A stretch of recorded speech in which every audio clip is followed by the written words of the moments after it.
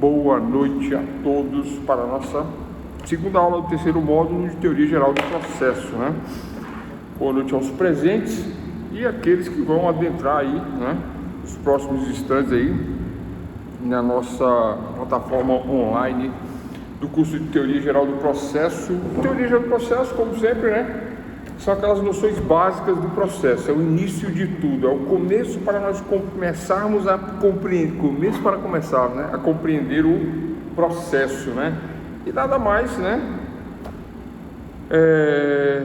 interessante do que nós sabermos todos os termos jurídicos, a linguagem a ser utilizada dentro do direito, a linguagem a ser utilizada dentro do processo, e é isso que nós chamamos de teoria, né?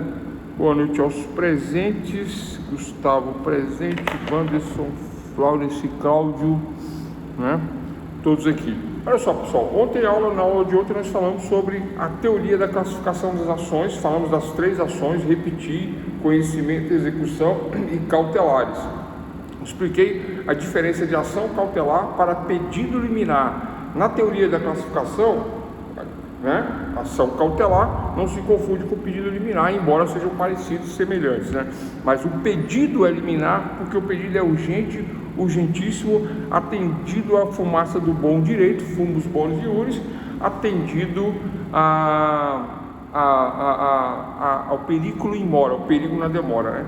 E o conceito da aula de ontem foi ação monitória, e é necessário compreendermos a ação de conhecimento e a ação de execução, porque a monitória é um misto de conhecimento com execução na modalidade que nós explicamos na aula de ontem, né? Mas olha só, compreendido as quatro ações, as quatro classificações, conhecimento, execução,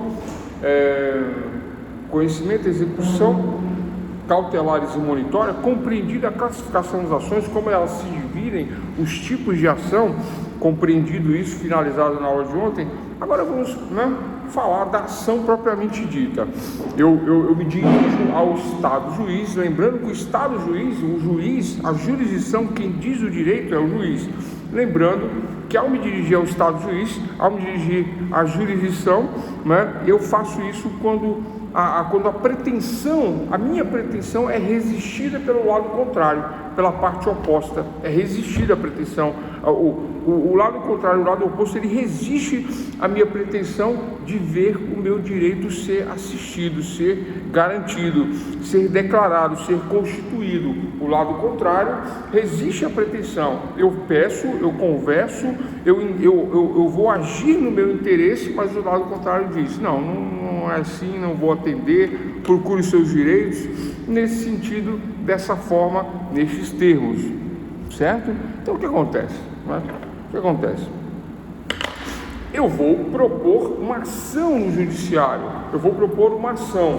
Pessoal, eu vou propor uma ação, eu vou propor um processo, certo? Eu vou propor uma ação. Ação e processo. Quando eu falo de ação, eu falo de atitude, eu vou agir, né? Ação me remete a movimentos, eu vou agir, eu vou movimentar atos processuais que me levarão a uma jurisdição. O juiz diz o direito, atos processuais que me levarão a uma sentença. O juiz dará a sentença, atenderá o meu direito ou não. Narra-me os fatos que te darei o direito. E aí, como que se narra esses fatos para o juiz? Narra-me os fatos que te darei o direito. O tema da aula de hoje são os elementos que vão na ação, que compõem o processo, né? Vamos falar disso agora, nesse momento. Então, olha só, é pressuposto lógico em uma sociedade estabilizada que conflitos de interesse sejam solucionados somente pelo Estado. Eu não posso exercer o meu direito, né, na sociedade de forma arbitrária, sob pena de correr o risco de exercício arbitrário das próprias razões. Se eu fizer isso, eu vou estar incorrendo um crime de exercício arbitrário das minhas próprias razões. A pessoa não me paga, eu vou invadir a casa dela, tomo um televisor, tomo um sofá, tomo o carro dela, né? Exercício arbitrário, é um crime, eu não posso fazer isso. Somente o Estado, através do juiz de direito, seja qual for o direito pleiteado, poderá dar solução para o problema, tutelando o meu interesse. Então eu converso, eu vou agir no meu interesse, mas a parte não está disposta a negociar e sequer pagar o meu direito. E aí eu entro com a ação. Quais são os elementos que compõem essa ação? Primeira coisa, estamos falando de entrar com a ação, entrar com o processo. Primeira questão, para quem eu vou endereçar o meu pedido? Para o juiz estadual ou para o juiz federal? Se causas que envolvem a justiça particular, privada, aliás, não existe justiça particular, justiça privada, separação, divórcio, sucessão, inventários, briga de trânsito, disputa, ação de responsabilidade civil, entre uma pessoa no privado e uma empresa, são todas ações que eu vou entrar no judiciário comum, na esfera estadual, na esfera estadual. Então, dentro de uma comarca, eu endereço o meu pedido para o excelentíssimo senhor doutor juiz de Direito Civil da comarca de Ribeirão Preto, do estado de São Paulo, um exemplo. Então eu faço o endereçamento. Mas se a causa envolve ente da União, quais são os entes da União? Instituto Nacional de Seguridade Social, é um ente da União, é uma autarquia da União, Caixa Econômica Federal, entidade mista, do governo mais particulares, da União. Eu vou processar não uma pessoa, mas um parlamentar que representa o quê? A União. Causas que envolvem crimes de fronteira, União. Então, todos esses crimes, essas questões que envolvem a União dos Estados, a Federação, Justiça Federal. Essa aqui é a diferença, Justiça Federal. Eu processo um hospital, um departamento da prefeitura, etc. e tal, Justiça comum. Mas se eu processo o INSS é mantido pelo governo federal, então corre pelo Fórum Federal. Essa é que é a diferença. Se eu estou no tráfico de drogas, Justiça comum. Se eu estadual. Agora, se o tráfico é de fronteiras, droga que sai de um país para o outro, ou sai daqui e vai para outro país, Justiça Federal, porque envolve fronteiras, porque atua o Ministério Público Federal, E aí eu tenho essas divisões no endereçamento para o juiz que vai julgar a coisa. Então, o primeiro ponto é o endereçamento. Primeiro, endereçamento. Visto aí as diferenças, não temos mais muito o que falar sobre isso. Agora, olha só. É relevante o estudo dos elementos da ação para identificarmos eventual igualdade entre causas propostas, para evitar a litispendência ou a coisa julgada. Como assim litispendência? Eu ingresso com o divórcio, eu me separo, eu ingresso com o divórcio aqui e ela ingressa com o divórcio lá. São causas que têm o mesmo objetivo, que é o divórcio, a separação, regulamentação de guarda, alimentos, etc, etc, etc. Quem entrou primeiro, quem entrou segundo, tanto faz. Isso não importa, na verdade, quem entrou primeiro, quem entrou segundo. Pela teoria geral do processo, vocês verão esse processo civil lá na frente, vale quem citar primeiro, Então eu entro aqui, ela entra no outro fórum da cidade que ela foi e que ela está, E aí o que acontece? Mas a ação dela me citou primeiro, então a ação dela vai correr primeiro. E aí temos duas ações que eu identifico pelos elementos da ação. Nós já vamos falar dos elementos, Tem duas ações, e aí pelos elementos da ação eu identifico que existem duas ações iguais, Então uma delas será conectada na outra extinta, ou somente extinta, Porque não pode correr duas ações ao mesmo tempo, não pode tramitar duas ações ao mesmo tempo, sob pena de causar uma insegurança jurídica. Onde que causa insegurança jurídica? No momento que tem duas ações tramitando. O juiz pode dar uma decisão aqui, pode dar uma decisão ali diferente para o mesmo caso? Não pode. Então, para não causar uma insegurança jurídica, um desequilíbrio, uma das ações ela será parada na litispendência e vai correr somente uma. Litis de luta, de litígio pendente. Tem dois, tem que baixar um e correr só de um lado. Essa matéria para nós tratarmos de conexão e contingência não é agora. Então, olha só, então, dentro dos elementos da ação, temos que endereçar para o juiz estadual ou federal. Ponto, primeiro ponto da ação. Segundo ponto, né? Temos que identificar, temos que qualificar as partes. Normalmente, geralmente, de forma geral, nós vamos falar de autor e réu. Partes na ação, autor e réu. Quem são as partes na ação? Autor, réu e juiz. Vamos lá? Autor, réu e juiz. Então, essa relação triangular entre autor, réu e juiz são as partes no processo. O juiz preside, o juiz media o conflito, ele faz anotem esse termo, mediação. O juiz faz a mediação do conflito entre as partes. Por que anota esse termo? Porque nós vamos usar mais à frente em pedido mediato e pedido imediato.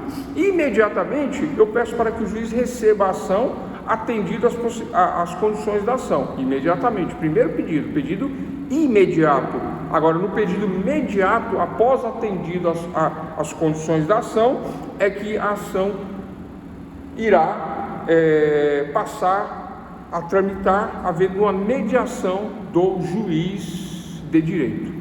Então, vamos lá, continuando. Então, as partes são essas, né? Na relação jurídica, processual, contraditória. Autor é aquele que deduz a pretensão e réu é aquele que resiste à pretensão. Estes são os conceitos. E o juiz também faz parte dessa relação jurídica processual. Advogado é parte na ação? Não, nem como autor, nem como réu, não é parte na ação. Ministério Público excepcionalmente será parte na ação, mas não é parte na ação. Técnico, escrevente, judicial, todas essas pessoas que atuam na ação não são partes no processo. Partes é somente autor, réu e juiz. São as partes na ação. Tranquilo, né?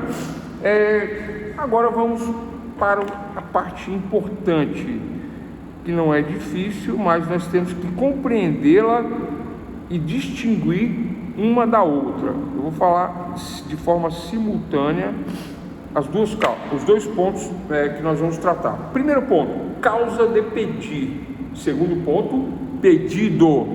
Notem que parece, mas é diferente. E é muito diferente. O que é causa de pedir e o que é pedido? Dentro de pedido eu tenho pedido imediato e pedido imediato. Dentro de causa de pedir, eu tenho causa de pedir próxima ou jurídica e tenho causa de pedir remota ou fática. Mas, vamos lá, vou repetir, né? Então, a causa de pedir são os fundamentos jurídicos que levam o autor a procurar o juiz. Olha só, causa de pedir são os fundamentos jurídicos que levam o autor a procurar o juiz. O autor, ele procura o juiz, né? Endereça a ação, se qualifica o réu, e quando entra nos fatos jurídicos, né? É como quem já viu vai lembrar, né? Normalmente está assim, dos fatos e dos fundamentos. Esses fatos e fundamentos é a causa de pedir. A causa que me levará a pedir. A causa que me levará a formular o pedido numa próxima etapa. Causa de pedir. Esta causa de pedir é a descrição do conflito de interesses e sua repercussão jurídica na esfera patrimonial ou pessoal do autor. Por que patrimonial ou pessoal? Patrimonial no direito civil e pessoal no direito penal. Se eu estou com a minha liberdade restrita, né, ou prestes a ter uma restrição com reclusão, com detenção, ou algo nesse sentido, né, na esfera penal, então é a minha questão pessoal. Tranquilo? Patrimonial é o normal, é a briga pelo patrimônio, seja ele qual for, propriedade, casamento, pensão, sucessão e qualquer coisa nesse sentido, ou meramente declaratório. Tranquilo, né? Então, olha só, então a causa de pedir, né, são os argumentos, é a descrição do conflito de interesse na petição. Olha que nós já falamos de endereçamento estadual ou federal. Falamos disso agora. Partes na ação, né? Autor, réu e juiz. Falamos isso agora. E agora entramos em causa de pedir, que é onde eu vou fazer a narrativa fática, a narração do conflito, dizendo o que aconteceu e por quê, né? Mais adiante, dentro dessa narrativa de conflito de interesse, mais adiante eu vou formular um pedido. E aí tem aquela máxima do direito que diz: dai-me os fatos, que te darei o direito. Narra-me os fatos e te darei o direito. Traga-me os fatos e te darei o direito. É assim que funciona, né? Porque o juiz conhece o direito e o advogado intermediando, representando a parte com os postulantes, ele traz os fatos do ponto de vista técnico, mais a argumentação processual fática. A causa de pedir remota ou fática, causa de pedir remota ou fática, né, é a descrição fática do conflito de interesse. Então, se eu falar de um divórcio, eu vou dizer que no dia tal, do mês tal, do ano tal, né, contraiu núpcias, né, um casamento, conforme certidão de casamento anexa a este pedido. Durante o relacionamento, o casal amealhou o patrimônio descrito X, letra A, B, C, D e tal, e também tiveram os filhos, filho tal, conforme certidão de nascimento, filho tal, conforme certidão de nascimento, né? Descreve a idade dos filhos, menores, etc e tal, né?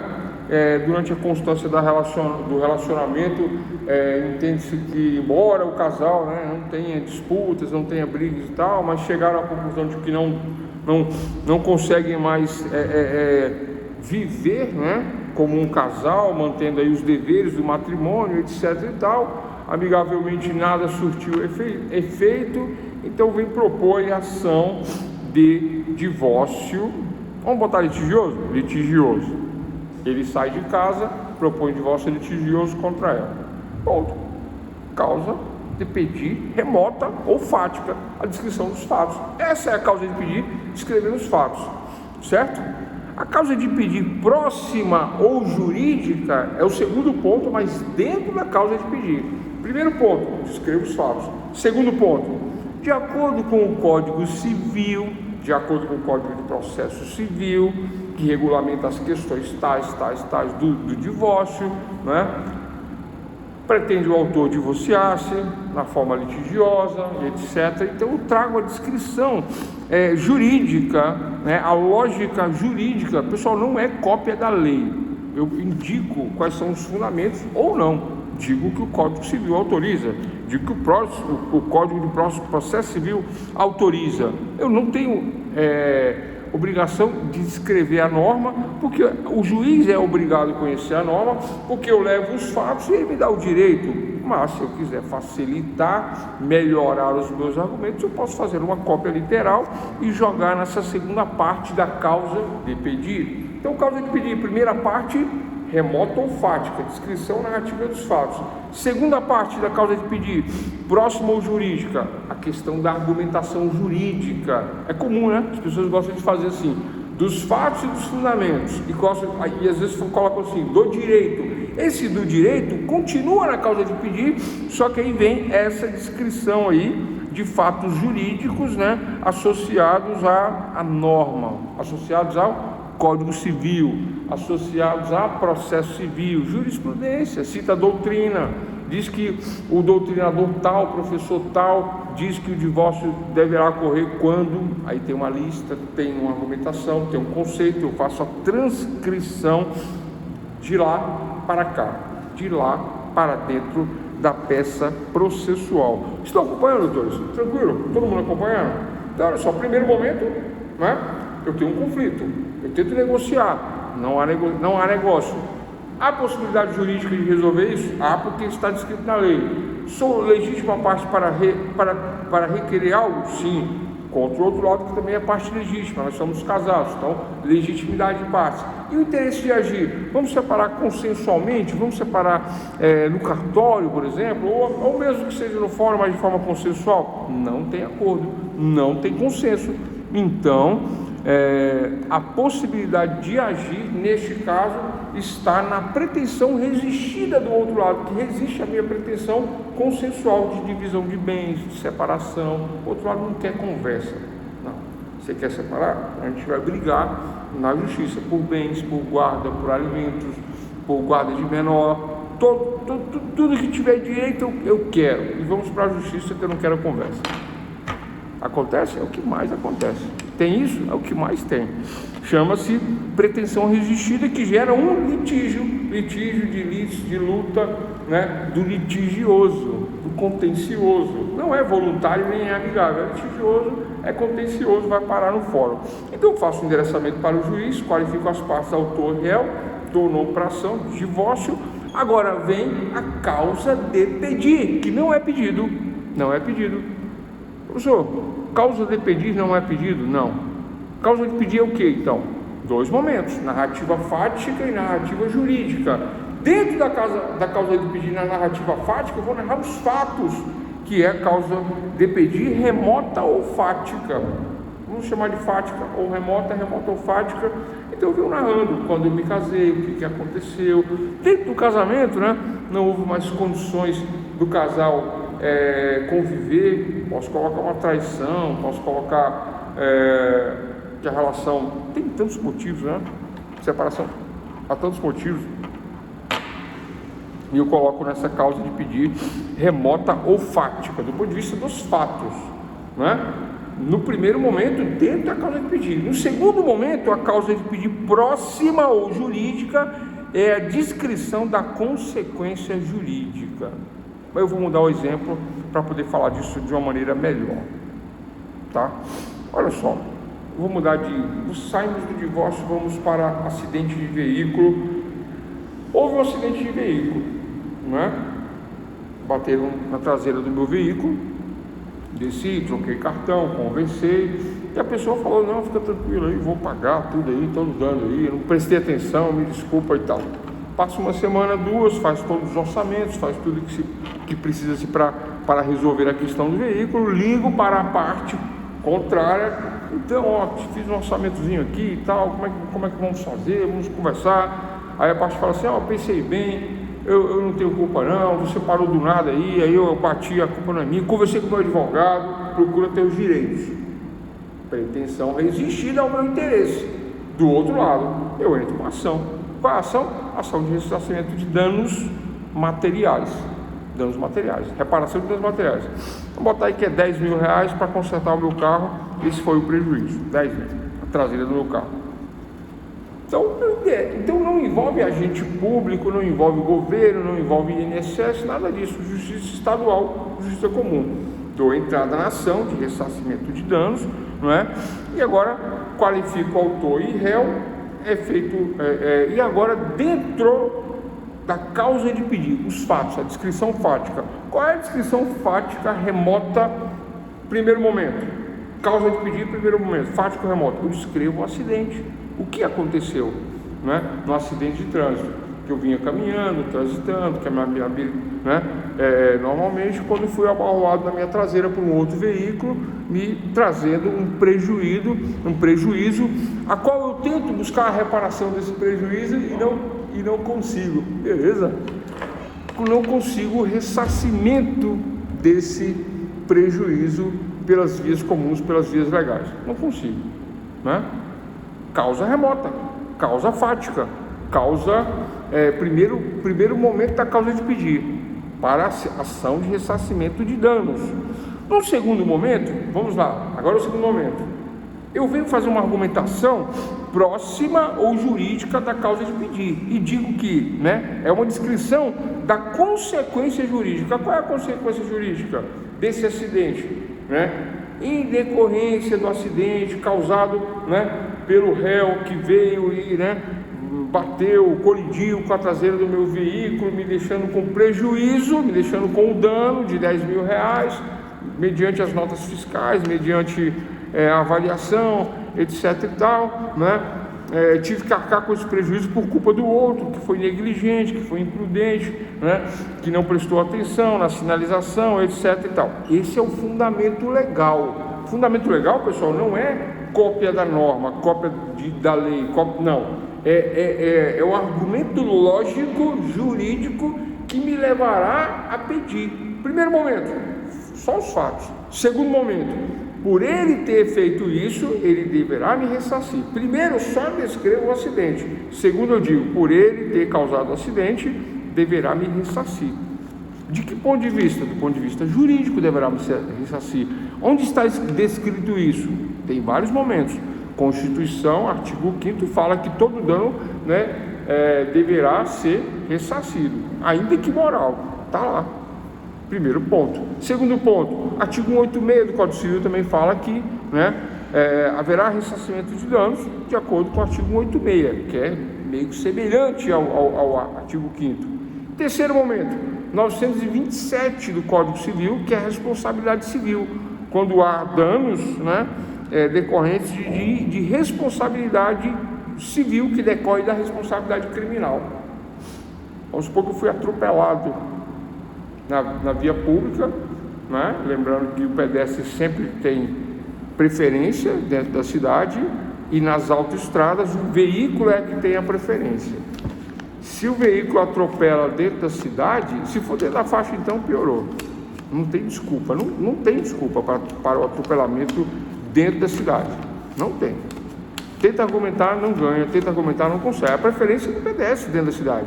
Agora, na rodovia é diferente. Aí o pedestre morreu, mas ele morreu por culpa dele, porque ele deveria ter passado via passarela, num local seguro, tomado todas as cautelas, precauções para que isso não acontecesse, porque aí é do carro, as rodovias, autovias, a preferência é do veículo. Regras de trânsito, na fundamentação jurídica, que é o segundo ponto, na lógica jurídica, que é o segundo ponto, nessa lógica que eu argumento. Se vai de acordo com o 5º, se vai de acordo com 186, 927, e que momento que vai, por que vai, ou se eu não citar a norma, se eu não citar a lei, mas eu digo que existe uma lógica para um ressarcimento baseado em normas de trânsito, Constituição Federal, nessa lógica. Artigo 5º, 86, 927, para o ressarcimento do dano sofrido. Continuando aí na questão do ressarcimento do dano civil de automóvel, eu gosto desses exemplos assim porque que facilita a compreensão. Continuando nesse exemplo, olha só, o que acontece? Eu vou fazer uma análise da causa de pedir, no primeiro e no segundo momento, fatos, fundamentos, para depois pedir. Tranquilo? Vou mudar o exemplo. Vou mudar mais um terceiro exemplo. Agora um terceiro exemplo para mudar. Olha, vejam só. Há o divórcio. Ele, homem, sai de casa. A mulher fica com os filhos dentro de casa. Isso é uma coisa bem, vamos dizer assim, normal, natural. É o típico, Não pode falar em normal hoje, porque as pessoas falam, mas o que é normal? É o típico, A maioria dos casos é dessa maneira. No divórcio, o homem sai de casa, vai morar, volta para a casa da família, ou vai morar em outro local, a esposa fica com a casa e com os filhos. Esse é o comportamento típico nos divórcios, aqui no Brasil. Ponto nessa questão. Então, aí o que acontece? Ela num primeiro momento, o que ela pensa? Ela pensa nos filhos. Ela entra com a ação de alimentos, pleiteando alimentos para os filhos, para manutenção dos filhos, manutenção do lar, para manter a família, etc. Contra quem? Contra o genitor, que não está com os filhos. Ele tem que fazer a parte dele alimentando os filhos, certo? Ação de alimentos. E ele, com o passar do tempo, entra com a ação de divórcio. Ela entra só com alimentos, ele já entra com o divórcio completo. Aí o divórcio pede divórcio, já fala da questão dos alimentos, oferecendo alimentos, da guarda, regulamentação da guarda, da visita, divisão de bens, tudo no divórcio completinho. Observem que nos elementos da ação, aula de hoje que nós estamos tratando aqui, eu tenho endereçamento para o juiz. Juiz qual juiz? Juiz de direito civil, vara de família, ponto. Esse é o senhor doutor juiz de direito, estado juiz de direito civil de uma das varas de família da comarca tal, venho requerer, aí meus dados, divórcio, dados dela. Na causa de pedir, costuma se chamar de fatos e fundamentos, ou somente fatos. Os fatos, no primeiro momento, é só a causa de pedir remota. Pessoal, notem esse termo, causa de pedir, causa. O que me leva a pedir? Não é o pedido, chama-se causa de pedir, é o que me leva a pedir. Do ponto de vista do primeiro momento, remota ou fática, eu conto a história. Do segundo momento, do causa de pedir próxima ou jurídica, aí é a lógica processual do primeiro momento. O primeiro momento são os fatos, o segundo momento é a lógica, que me levará ao pedido. Esta lógica é baseada, obviamente, no ordenamento jurídico. Eu preciso copiar lei, copiar norma, copiar jurisprudência? Não. Dá-me os fatos e te darei o direito. Narra-me os fatos que te darei o direito. É assim que se formula, é assim que se processa. Mas essa fundamentação jurídica, ela diz que essa fundamentação jurídica diz que essa fundamentação jurídica, ela diz que existe uma lógica na causa de pedir, e a lógica é a argumentação pela qual eu estou divorciando, separando, pagando alimentos, não pagando alimentos, regulamentando guarda, dividindo patrimônio. Então isso, na minha ação de divórcio, eu digo isso. Um dos objetos é a questão dos alimentos, na ação de divórcio. Mas ela também já entrou com a ação de alimentos. Antes do divórcio ela entrou, porque ela tem que pensar nos filhos, ela entrou. Notem que um dos objetivos das duas ações é igual. Tem alimentos no divórcio, tem alimentos tem alimentos no divórcio, tem alimentos na ação de alimentos. Não é igual? Então, quando eu identifico na narrativa, nesse segundo momento, na narrativa próxima ou jurídica, a causa de pedir semelhante, haverá uma conexão das ações. Provavelmente haverá uma conexão das ações. Certeza que haverá uma conexão das ações. Nós não tratamos de conexão ainda, né? Conexão, provavelmente essa semana nós vamos falar de conexão. Não tratamos, ou já tratamos, né? Conexão e continência, né? Conexão e continência, já tratamos desse assunto, conexão e continência. Então haverá uma conexão. Já até expliquei o porquê que há uma conexão. Porque a ação de divórcio fala de alimentos. A ação de alimentos fala de alimentos. A maior abrange a menor. Haverá uma conexão por continência. Já até expliquei isso aí. Haverá uma conexão. Não pode julgar só aqui, porque a maior abrange a menor. Vai ter que julgar aqui. Aí manda conectar as ações, conexão, né? Por isso a importância da causa de pedir. Por isso que eu tenho que saber identificar os fatos, né? A causa de pedir fática e a causa de pedir jurídica. Havendo elementos semelhantes, iguais, né? Alimentos nas duas, aí há uma conexão. Sob pena de litispendência, sob pena de um desequilíbrio, uma instabilidade. Imagina, o juiz aqui arbitra R$1.000 de pensão e aqui arbitra R$500 de pensão. Não dá um problema? De onde que os juízes acharam diferenças, não é? Que não pode, se é o mesmo caso, a mesma situação.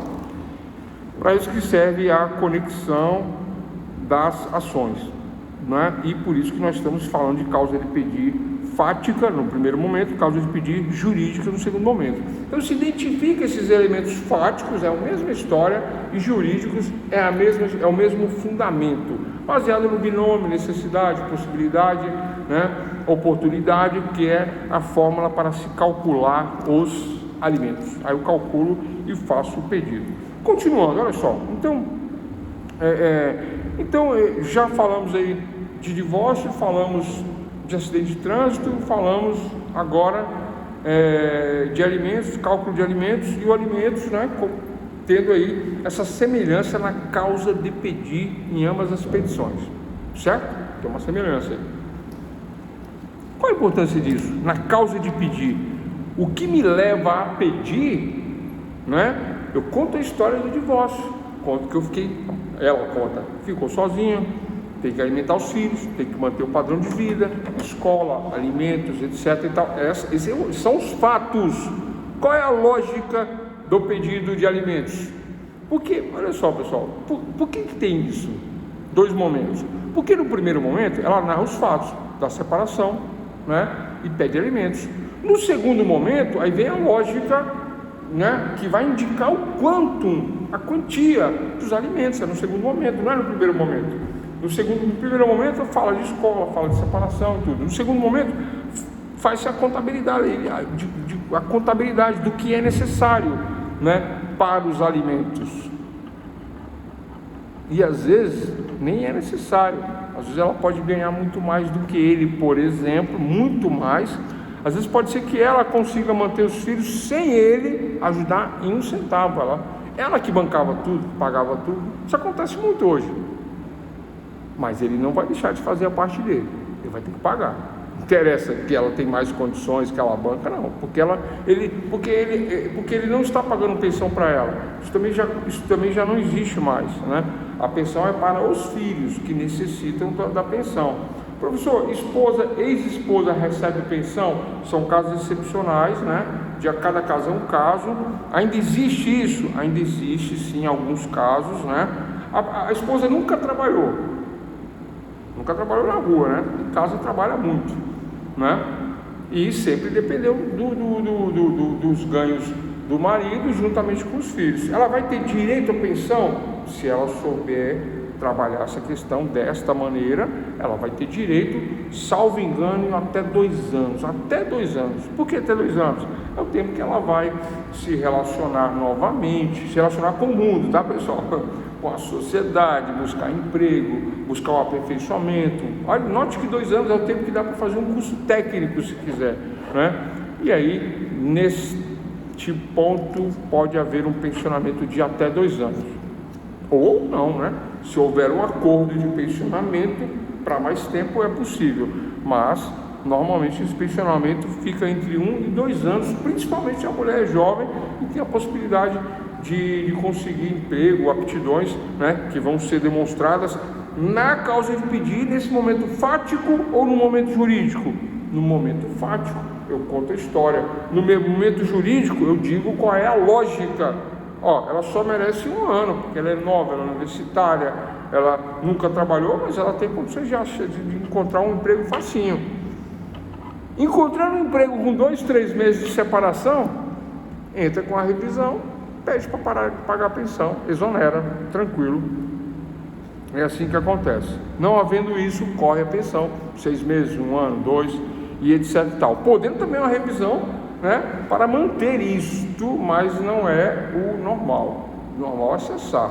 Por que, pessoal, é normal cessar? Porque homens e mulheres são iguais perante a lei. Nesse segundo ponto da causa de pedir, o ponto jurídico, eu digo isso, está lá no 226 da Constituição, artigo 226 da Constituição, né? Fala lá da família base da sociedade, homens e mulheres são iguais perante a lei, e aí, né, pode-se pedir exoneração baseado nessa questão. Tranquilo? Então, temos como elemento de citação endereçamento para o juiz.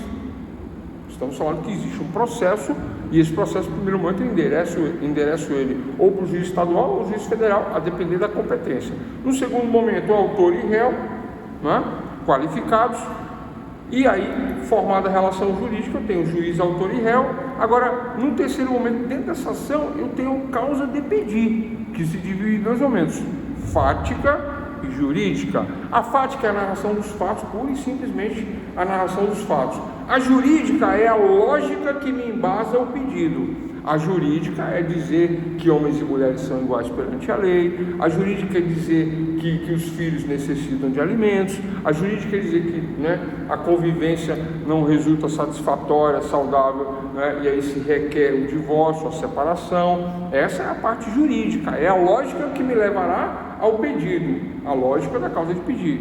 Primeiro momento fático, segundo momento jurídico, né? E agora vamos lá, olha só.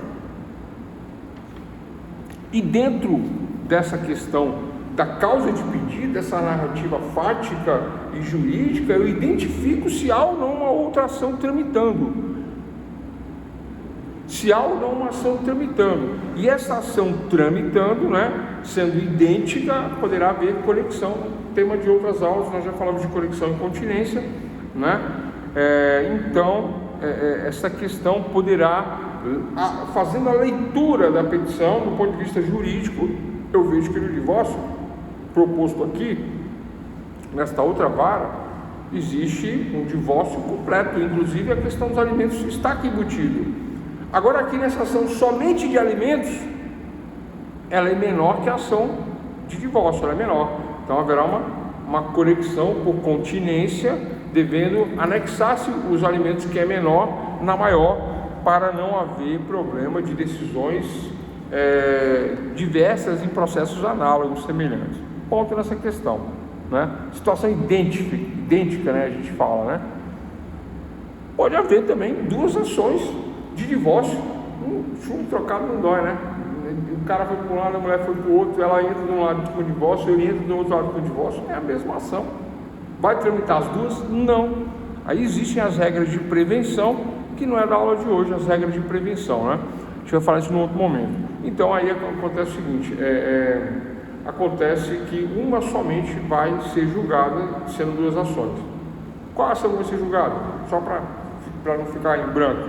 Vai ser julgada a ação que tiver a citação do réu primeiro, ou aqui, quem citou primeiro é onde vai tramitar a ação, e a outra vai ser extinta, arquivada, pela prevenção. Juiz prevento é aquele que manda citar primeiro, citou, válido, aí volta a citação, junta no processo, é aqui que corre.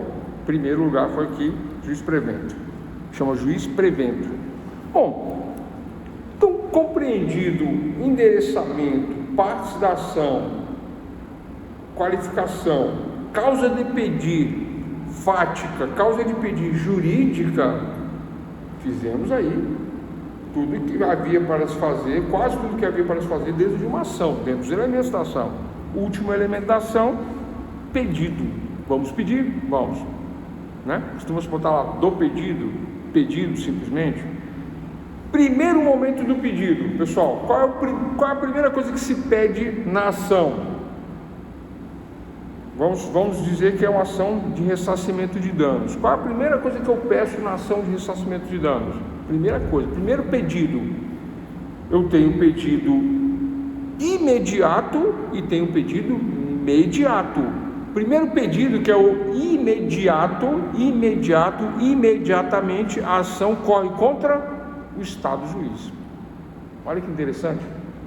Não é contra o outro lado, não é pedindo nada para o outro lado, não é pedindo, não. Primeiro eu peço para que o juiz receba a ação. Primeira coisa é essa. Esse é o primeiro pedido. Pedido imediato. Pedido imediato. É o primeiro, letra A. Do pedido, letra A. Venho respeitosamente a Vossa Excelência, ilustre, ínclito julgador, né? Preenchido as condições da ação, qual seja a possibilidade, né, legitimidade, interesse de agir, não restando outra alternativa senão, né, a tutela do Poder Judiciário, eis que a parte contrária, né, causadora do acidente de danos, não quer ressarcir os danos causados por ela, conforme supra elencado, conforme supra narrado na causa de pedir fática, na causa de pedir jurídica, venho respeitosamente requerer que Vossa Excelência receba a presente ação. Receba a presente ação. Primeiro pedido imediato. Aí o juiz vai analisar a petição todinha, ver se preenche todas, né, as condições da ação, possibilidade, necessidade, possibilidade, legitimidade, interesse de agir, vai verificar todas as condições, vai verificar a documentação, vai verificar se está tudo certinho, vai verificar se houve pretensão existida do lado contrário, e aí dará a procedibilidade. Ele recebe a ação, o juiz, e manda citar o lado contrário, citar, e após a citação contestar. O juiz recebe no primeiro momento, dando um despacho saneando o processo no primeiro momento. Primeiro pedido, então, pedido imediato, dando procedibilidade. Já falei disso aqui.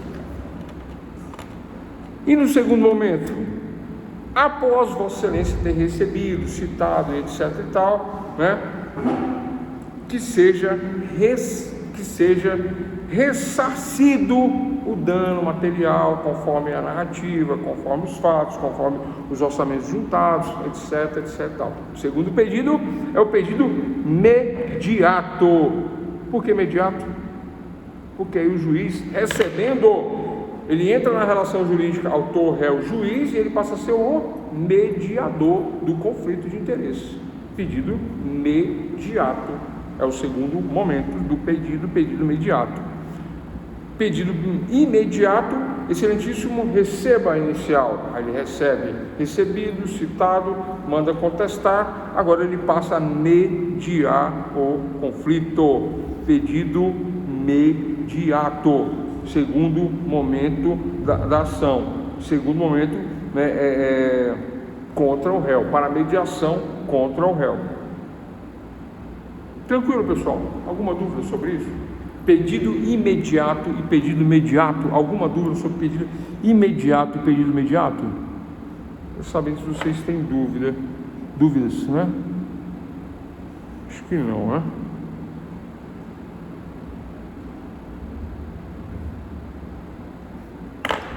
Então observem mais uma questão.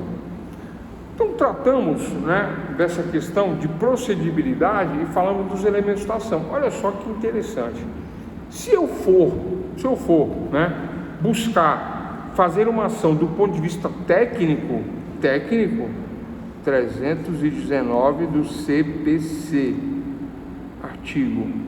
Se eu for buscar na lei, se eu for buscar a formalidade da lei para fazer uma ação, um processo, né, civil no judiciário, eu vou tomar como base, lembrando da aula que distingue direito material de direito processual. Pessoal, o que é o direito material? Recapitulando, revisãozinha. Direito material são as normas de convivência dentro da sociedade. Direito material. Sociedade civil, sociedade civilizada, sociedade civil, Código Civil. Onde é que estão as regras de convivência na sociedade? No Código Civil. Todas as regras eram para estar todas, o que não cabe ali, lei especial. Qual é a primeira regra que forma a sociedade, que traz a formação do Estado? Qual é a primeira regra? Qual é a primeira norma? A Constituição Federal da República, que constitui a federação da res publicum, da república. Então, a Constituição da Federação da República Federativa do Brasil, Constituição, primeira norma, constitui, traz a soberania, conceitos de soberania, Estado, povo, elementos de nacionalismo, né? Lembrando que o Estado-nação é o Estado que tem sentimentos pelos seus símbolos, pela sua bandeira, pelas suas questões que constituem o Estado, que nós chamamos de patriotismo. É o Estado-nação, né? Estado-nação. Esse é um conceito moderno aplicado em todo o mundo, o Estado-nação. O Estado não é nação quando não tem um sentimento pelo Estado, né? Mas o normal é o Estado-nação, um povo com sentimentos pelo seu Estado. Quais são os sentimentos? Pela bandeira, pelo hino, pelos símbolos da República, pelas questões do país. Surge essa questão da nação. Por isso que eu falei uma vez, né? Eu brinquei, eu não sei se foi nessa turma, porque são várias turmas, mas aí eu perguntei: existe nação corintiana?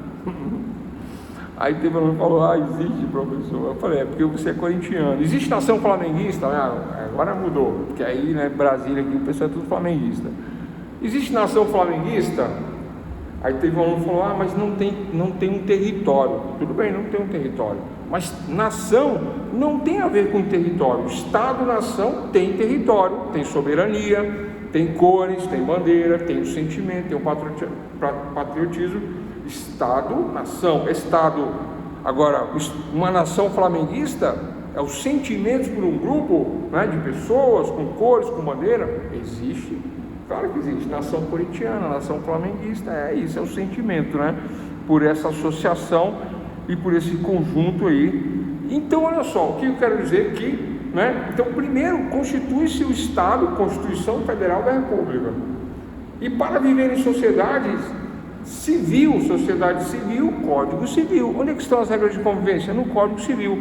Então, o Código Civil é o direito material, é o direito material. Para casar, para divorciar, sucessões, alimentos, tudo no Código Civil. Se surge um conflito de interesses, processo, Código de Processo Civil. Então o direito material está aqui, ó.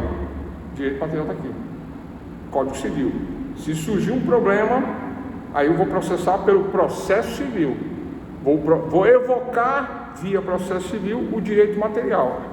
Aí confunde o aluno às vezes, né? A diferença entre direito processual civil e direito civil. O direito civil é o direito propriamente dito, o direito material, as normas de convivência. Está ali. Se houver uma infração, houver um infringimento, ou tiver que evocar um direito do Código Civil, via justiça, via processo. Eu vou montar um processo. Como que eu monto um processo? Nos termos do artigo 319 do Código de Processo Civil. Qual o tema da aula de hoje? É processo civil? Não, aqui é teoria geral do processo, não é processo civil. Se fosse processo civil, eu pegaria o 319 do Código de Processo Civil, né, que tem lá, salvo engano, 7 incisos ou mais, não me recordo, e aí falaria de cada inciso. Mas eu estou fazendo, de certa forma, isso, identificando os elementos gerais, teoria geral do processo, dentro do processo. Como que eu identifico? Se eu for lá no 319, vai ter lá o primeiro inciso, endereçamento para o juiz. Segundo inciso, qualificação das partes, autor e réu. Terceiro, e assim por diante. Vai estar no 319. Mas aqui, como é teoria geral, primeiro momento, endereçamento, juiz estadual, juiz federal.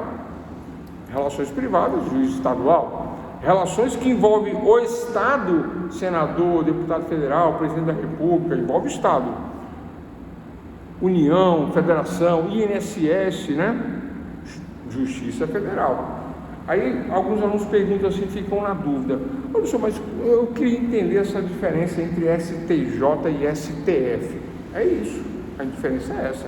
Se são relações privadas, o caminho é primeiro grau estadual, segundo grau do estado em que eu me encontro. Se eu me encontro em São Paulo e moro em São Carlos, a comarca é de São Carlos, né? Estadual. Se eu faço recurso, vai para a capital, que é São Paulo, Tribunal de Justiça de São Paulo, segundo grau. E aí, do segundo grau, aí vai para Brasília, STJ, Relações Privadas. E é assim que se dá o recurso. Agora, eu estou me aposentando, ou o meu cliente está se aposentando, em São Carlos ainda. Qual é o primeiro grau? Justiça Federal de São Carlos, porque envolve o INSS, contra o INSS. É na Justiça Federal que eu entro, não é na estadual. Tribunal de Justiça, Justiça Federal de São Carlos, primeiro grau, comarca. Eu preciso recorro para o segundo grau. Qual é o segundo grau de São Carlos? O segundo grau é sempre na capital. Então, lá na capital vai ter o Tribunal Regional da região de São Paulo, Tribunal Regional Federal, e é por números. Eu não lembro, mas São Paulo eu acho que é número 1, Brasília é número 10, ou é o contrário? Agora eu não me lembro mais, né?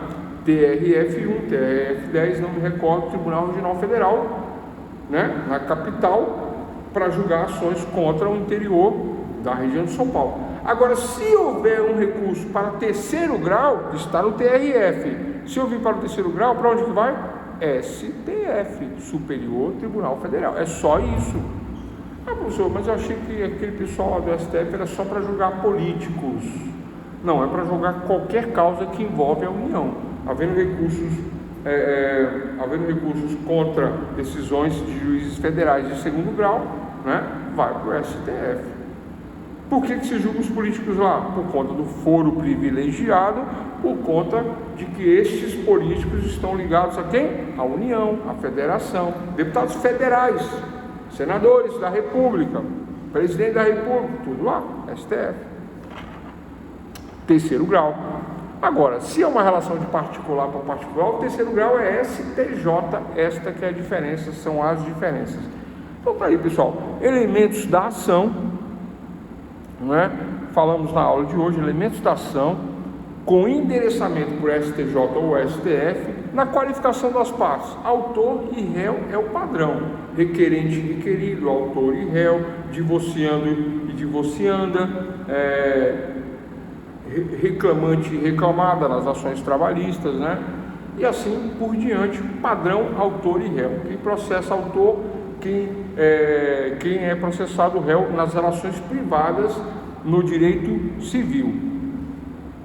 No penal é diferente. No penal, o Ministério Público, né, o representante legal do Ministério Público, que promove a justiça, chamado também de promotor de justiça, né, ele vai propor uma ação penal baseado em fatos que vêm da delegacia, que vem dentro de um inquérito com provas, com indícios mínimos de autoria e materialidade, vem do delegado um relatório para o Ministério Público. Chega no Ministério Público, ele verifica se procede, né, a delação criminal, né, do delegado via relatório, ele lê o relatório, verifica as provas, procede.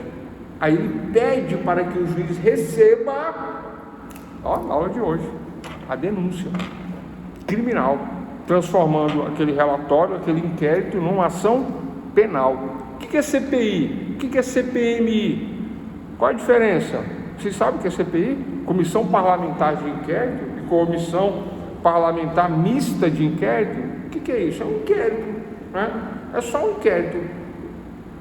Há um furto de celular, eu vou na delegacia, registro a ocorrência de furto, faz-se uma busca, faz-se uma pesquisa, acha-se quem furtou o celular, através de câmeras, de testemunhas, junta-se as provas, assina tudo, o delegado faz um relatório, manda para o Ministério Público. O Ministério Público verifica a procedência, manda para o juiz, pede para que o juiz receba pedido imediatamente receba. Recebendo, ele vai passar a mediar segundo momento, o pedido imediato segundo momento. Ele vai passar a mediar. Isso no penal, estamos falando de penal. Perceberam qual é o trâmite penal? Delegacia, inquérito, monta-se um processinho, provas, indício de uma autoria e materialidade, manda para o senhor da ação penal, Ministério Público, promotor de justiça, que lê, que verifica, que procede, aí pede para o juiz que receba a ação, pedido imediato. Recebendo, aí haverá uma mediação do juiz. Entre quem? Entre o Ministério Público que pediu a denúncia e o réu, que agora vai ter que se defender dos fatos, dizer que aconteceu, que não aconteceu, ou que aconteceu, mas não foi dessa maneira, ou que não estava no local, ou que houve uma confusão, ou que foi ele mesmo, confessa, está tudo certo, é isso, e assume as consequências do erro. Tranquilo? Alguma dúvida sobre isso? Olha só, passado todos esses elementos da ação, tanto no civil quanto no penal, verificado todas essas consequências, tanto no civil quanto no penal, verificado essas competências que eu acabei de falar, né, sobre o fórum estadual ou fórum federal, né, verificado também as questões de graus, né, primeiro, segundo e terceiro grau, diferenciado isso de uma forma muito simples, muito tranquila. O foro, a palavra foro significa local, né? Foro, que deriva a palavra fórum, que é o local onde se exerce a jurisdição, apesar de que hoje, né, isso mudou. Depois de março de 2020, depois de março de 2020, né, nós não temos mais fórum aberto. Difícil encontrar um fórum aberto. Eu tenho 3 anos que eu não entro num fórum, né? Vai fazer 3 anos, né? 20, 21, 22, 23, vai fazer mais 3 anos, vai fazer 4 anos ano que vem, né? É isso mesmo? Por conta dessa novidade da digitalização, mas todos os aspectos pós o ocorrido aí, né? Vocês sabem o que aconteceu, isolamento, etc e tal. Então, por conta de tudo isso daí, nós temos agora vivido uma fase nova aí de sistemas híbridos, sistema online, aulas, né, que o MEC não admite a aula para cursos de medicina, engenharia e direito, não admite aulas à distância. Nós estamos tendo aula à distância? Não. A aula telepresencial é presente, né? Nós estamos, a aula é ao vivo, não sei se é a cores. Tá, é a cores aí, pessoal? Sai a cores aí? Não, é sério, não é piada não, só porque a tela do meu computador aqui queimou e aqui para mim é preto e branco. A gravação é colorida, mas a tela está saindo ao vivo, né? Ao vivo e a cores, pronto. Né? Então esse sistema ele requer do aluno, né? Por que o MEC exige isso? Por causa de participação. Né? Aí eu vejo vocês escrevendo no chat, conversa, né? Tem os colegas que participam aí na tela aí, né? Dá essa força aí e a gente não fica só, né? Tem um feedback desse sentido. Isto é aula presencial. Vocês estão comigo e eu estou com vocês ao mesmo tempo. Tem o Cláudio aqui também na sala de aula, né? E tem turmas aqui do lado que são 100% presenciais, onde as turmas, né, são cheias de alunos aqui do lado aqui, porque não é o pessoal dessa época, já é o pessoal mais novo, que aí já volta no sistema tradicional antigo, já volta aí na presença. E essa turma aqui é híbrida, meio, metade na sala, metade no espaço telepresencial online. É obrigatório o uso da câmera? Aqui não, né? No nosso caso aqui não é obrigatório. Existem turmas, tá? Mais atrás, que quando nós iniciamos, todo mundo entrava na câmara, ficava os quadradinhos lotados aí na câmara, mas aí, né, nunca foi obrigatório, o pessoal foi desanimando e tal, e tem alunos que gostam de entrar e participar, perguntar, dar um feedback, né, e etc e tal, e eu não ligo que interrompa a aula em nenhum minuto e nem faça, e não me importo com as perguntas. Eu acho que as perguntas acrescentam, agregam valor ao conteúdo. Então é isso, pessoal, né?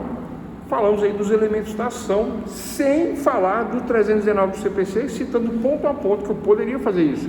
Inclusive eu dou essa aula, mas isso é uma aula de processo civil. Eu gosto de fazer isso para tornar mais claro ainda o que é um processo. Aí vocês chegam lá na frente, que aqui, né, ainda não é processo civil, vocês chegam lá na frente com uma bagagem muito grande. Aí o professor de processo civil fica assim, puxa, o pessoal já viu tudo isso? Como assim, né? Tudo isso, como assim? Porque vocês sabem como é que funciona o processo, todos os termos, né? Nós trabalhamos isso, que é matéria lá de processo civil, mas é óbvio que eu trabalho isso conceitualmente, são os conceitos, né? Alunos de TGP 1 e 2, que é da minha matéria, Teoria Geral do Processo 1 e 2, semestre que vem tem mais. Semestre que vem nós vamos até o último recurso. Eu vou falar dos recursos, falar de tudo, não fica nada para trás no semestre que vem. Aí o que acontece? É uma das matérias mais importantes da nossa faculdade, Teoria Geral do Processo. Quem sabe, por exemplo, leva vantagem em provas de concurso, OAB, etc. É claro que aqui não é o processo civil completo, são teorias, mas teorias de fundamental importância para compreender o processo, os caminhos, né? Os caminhos. Então, em razão da matéria federal, matéria estadual, ou matéria civil, matéria trabalhista, matéria tributária, matéria administrativa, aí eu vou dividir as competências, para que lado ou para quem eu vou pedir. Vou pedir uma ação de despejo, Justiça Civil Comum Estadual. Vou processar o INSS porque não me dá aposentadoria, Justiça Federal. E aí tem aquelas divisões também, né, entre especial e ordinário, causas pequenas de até 60 salários mínimos para o Juizado Especial Federal e até 40 salários mínimos para a Justiça Estadual Comum, né? Tem estas diferenças. Valor da causa, olha só, o valor da causa, ele determina a competência. Se a causa tem um valor de 100 salários mínimos, a causa ultrapassa 40 salários mínimos, portanto, se é 100, não cabe no Juizado Especial Civil. Então isso determina o quê? A alçada. O que é a alçada? É o limite. Qual o limite? Juizado Especial Civil não cabe. Juizado Especial Federal é uma aposentadoria de alguém que ganha bem e que já está no administrativo há 1, 2 anos. já passa de 60 salários mínimos, já está dando 100 mil reais e não anda no administrativo. Eu vou entrar onde? Juizado Especial Federal? Não, Justiça Federal Comum, porque ultrapassa o teto do juizado, vai dar mais de 100 mil, vai dar mais de 100 salários, Justiça Federal Comum. Eu entro, eu ganho, mas não ganho o que eu quero, recurso Tribunal Regional Federal. Ainda não deu o que eu quero, STF, Justiça Federal, Tribunal Regional Federal, Superior Tribunal Federal. É isso. Ah, não pode falar superior que ofende, Supremo Tribunal Federal, né? O pessoal lá está numa vaidade, está um negócio diferente, né? Não era assim, mas é isso, Supremo Tribunal Federal. Então é isso, pessoal, tranquilo? Amanhã nós vamos falar de competência absoluta e competência relativa. A competência absoluta, lembrando, refere-se a causas relacionadas a interesse público. Tudo que é interesse público, entre esse, a palavra esse, ESSE, significa seres. O que está entre os seres? Qual é o interesse? O que está entre os seres? Qual é o interesse? Se o que está entre os seres é algo do interesse de todos, né? Da sociedade, interesse público, da coisa pública, da res, coisa pública, se é de interesse da república, a competência ela é absoluta. Se é de interesse relativo, particular com particular, divórcio, alimentos, sucessão, isso não interessa. O Estado monitora, óbvio, mas não interessa a mim saber, né, o que o vizinho faz. Interessa? Ah, professor, eu quero saber. Aí já é fofoca, né? Mas não entenderam, né? Só para dar uma animada. Então, pessoal, o que é interesse absoluto? A criminalidade, homicídio, assim, né? Homicídio, furto, roubo, tudo que está no Código Penal, tudo que está no Código Penal é de interesse público, competência absoluta. O que está no Código Civil, na sua maioria, de competência relativa. Qual é a diferença de competência absoluta para relativa? Vamos tratar isso na aula que vem, né? É isso que anulou os processos da Lava Jato, por causa do foro de competência absoluta de quem? Do presidente da República. Ele não tem foro de competência? Tem. Qual é o foro de competência? Ele por foro de prerrogativa, por prerrogativa de foro, em função da pessoa. Qual é a pessoa? O presidente da República. Não é qualquer pessoa, não é qualquer um. Chamar disso, daquilo, xingar, ele não é qualquer pessoa, o presidente da República. Então, por conta de uma prerrogativa de função, uma prerrogativa de pessoa, ele tem direito a ser julgado direto no STF. Por que isso, pessoal? Por causa da coisa pública. O presidente é de interesse da sociedade. O que ele faz, o que ele deixa de fazer. Por isso tem que dar satisfação em tudo. E tudo tem que ser público, publicado. Não é a simples matéria, houve um crime de corrupção da Lava Jato. Não é isso que estamos falando. Porque a matéria, né? A matéria pode ser relativa. Mas quando envolve interesse público, é do interesse público saber e julgar, aí a competência é absoluta, por isso que o processo foi anulado lá atrás, por causa da competência absoluta. Mas o Sérgio Moro é preparado, ele tem competência, ele entende, ele manja, ele isso, ele aquilo. Não tem essa. E de ofício ele deveria ter encaminhado direto para o STF. Houve tanto erro nisso aí, pessoal, né? Acho que eu já falei isso aqui nessa turma, são várias turmas, acho que eu já falei, mas como é assunto da aula, competência absoluta e relativa, significa dizer que por ser de competência absoluta, ela é anulada. Onde tem a falha, se anula. Aí teve várias falhas, né? Parcialidade é uma delas e prerrogativa de função é outra. Que o pessoal fala, foi um problema de CEP. Pessoal, não é problema de CEP. Não é problema de CEP. É problema de segurança jurídica. Nós, como juristas, não podemos admitir que se quebre a segurança jurídica. Se tem que julgar lá, é lá e acabou, não tem conversa. Claro que houveram outros problemas piores do que esse, como a parcialidade, por exemplo, né? A questão e outras questões que a gente vai discutir depois.